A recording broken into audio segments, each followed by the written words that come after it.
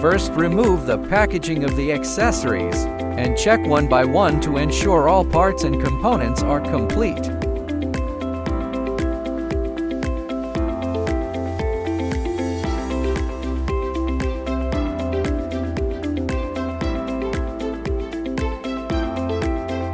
Please confirm the following items in sequence: tow bar assembly, license plate bracket, rear seat assembly, front bumper, front shock absorber assembly, rear handrail component, front and rear fender flares, instrument cluster assembly, left and right handlebar guards, front and rear seat cushions, and front wheel assembly, making a total of 12 items.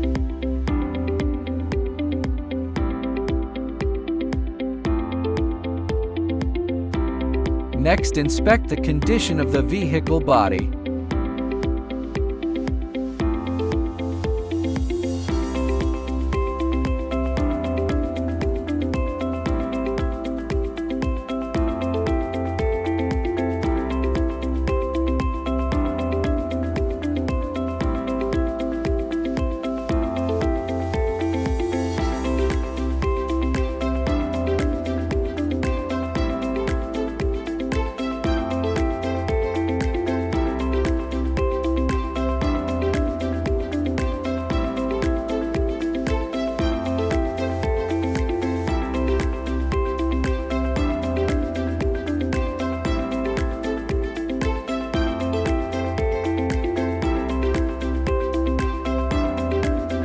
Open the rear middle cargo boards. Check the handlebar clamp assembly. Use tools such as a screwdriver to remove the vehicle tie-down straps. Then remove the rear wheels on both sides. Open the rear middle cargo boards. Take out the handlebar clamp assembly. Place the handlebar into the groove of the lower clamp.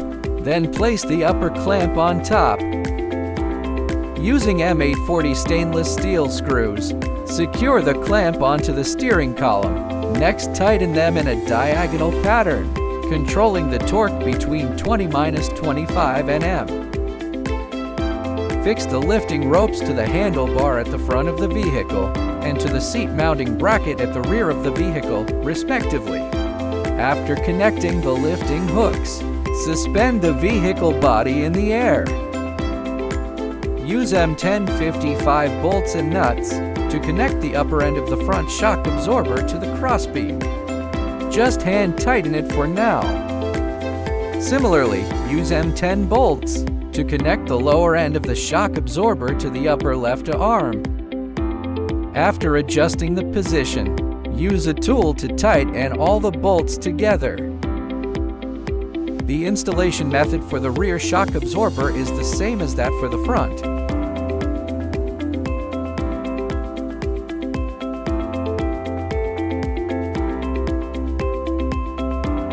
Align the assembled left rear wheel with the mounting hub and slide it on. Then install the 4 cap nuts and tighten them properly.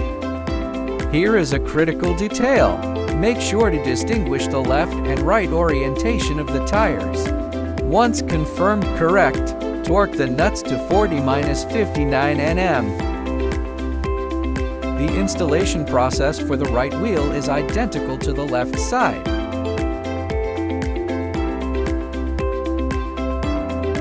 Next, prepare to install the passenger handrail. Use M816 bolts to secure the passenger handrail onto the rear seat bracket. Tighten them in a cross-diagonal pattern. With a torque value of 23–25 Nm. Next, install the seat cushion. Hook the rear latch of the cushion onto the pin. Align the pin at the bottom of the rear cushion with the mounting bracket and snap it into place. Ensure the seat cushion is fully installed in place. Insert the round tube on the lower side of the rear seat assembly into the corresponding mounting holes on the frame. Turn the knob to remove the front middle cargo boards. Connect the instrument cluster power supply. Use an electric screwdriver to remove the front left cargo board and the front right cargo board. Align the clips of the upper instrument cover with the slots of the lower cover and snap them together. Then secure it with Torx screws, with a torque value of 10 Nm.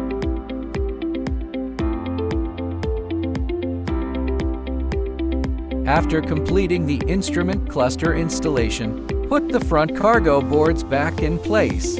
Use Torx screws to secure the left and right cargo boards onto the rack, with a torque value of 10 Nm. During the assembly process, avoid bumping or scratching the plastic parts.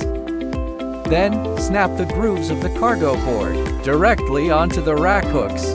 Lock the upper end tightly with knob bolts. Next, proceed with the fender flares installation. Before installation, use needle nose pliers to remove the headlight rear cover. During installation, ensure the tabs on the fender flare align with the holes on the vehicle body. Secure it using 4x12 self-tapping screws. Once the installation is complete, reinstall the removed headlight rear cover back to its original position. Install the other side in the same manner. When installing the front left fender flare, you need to remove the storage box.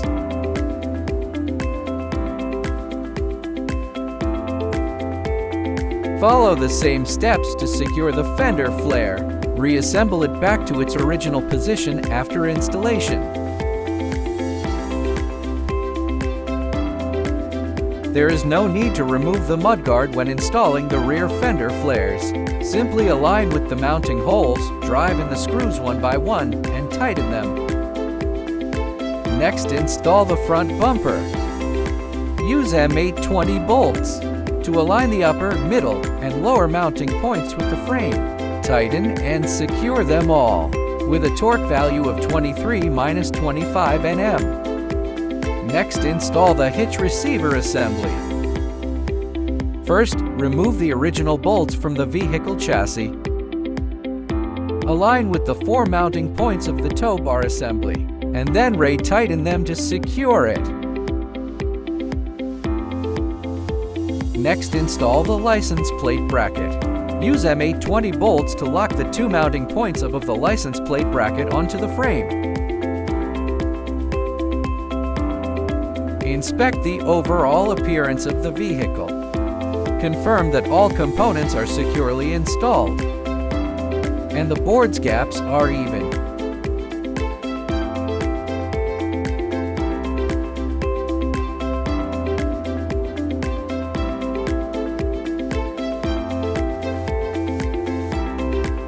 Next, start the vehicle. Ensure that all instrument displays function normally and the powertrain runs smoothly.